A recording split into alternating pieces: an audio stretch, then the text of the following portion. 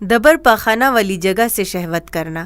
اس اہم بیان کو سننے سے پہلے ہمارا چینل سبسکرائب کر لیں۔ فقہائے کرام متفق ہیں کہ حائضہ عورت سے اس کی شرمگاہ میں وطئی کرنا حرام ہے، کیونکہ اللہ تعالیٰ کا فرمان ہے تم حیض کی حالت میں عورتوں سے علیحدہ رہو اور اس کے پاک صاف ہونے تک اس کا انتظار کرو، اور اس لیے بھی کہ رسول اللہ صلی اللہ علیہ وآلہ وسلم کا فرمان ہے ہم بستری کے علاوہ ہر کام کر لو۔ عورت کی دبر میں وطئی کرنا حرام ہے کیونکہ اللہ تعالیٰ کا فرمان ہے چنانچہ جب وہ پاک صاف ہو جائے پھر ان کے پاس وہاں سے آ جاؤ جہاں سے اللہ نے تمہیں حکم دیا ہے، یعنی ان کے قبل میں جو کہ کھیتی کی جگہ ہے، اور اس کی تاکید اللہ تعالیٰ کے اس فرمان میں ہے تمہاری بیویاں تمہاری کھیتیاں ہیں، چنانچہ تم اپنی کھیتیوں میں جہاں سے چاہو آؤ، اور دبر یعنی پاخانہ والی جگہ کھیتی کی جگہ نہیں جہاں بیج ڈال دیا جائے، اور حدیث میں بھی بیوی کی دبر استعمال کرنے کو حرام قرار دیا۔ ابو ہریرہ رضی اللہ تعالیٰ عنہ بیان کرتے ہیں کہ رسول اللہ صلی اللہ علیہ وآلہ وسلم نے فرمایا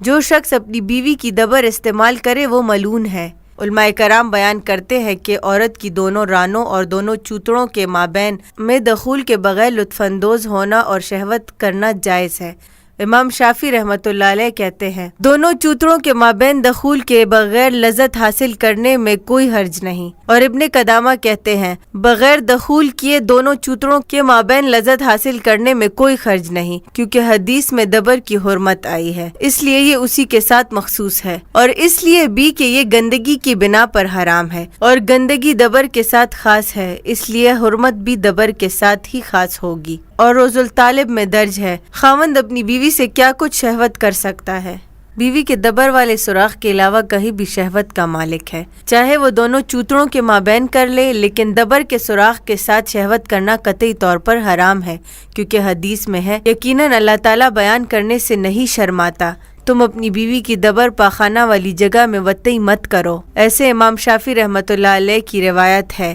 بیوی کے دبر کے سوراخ میں شہوت کرنا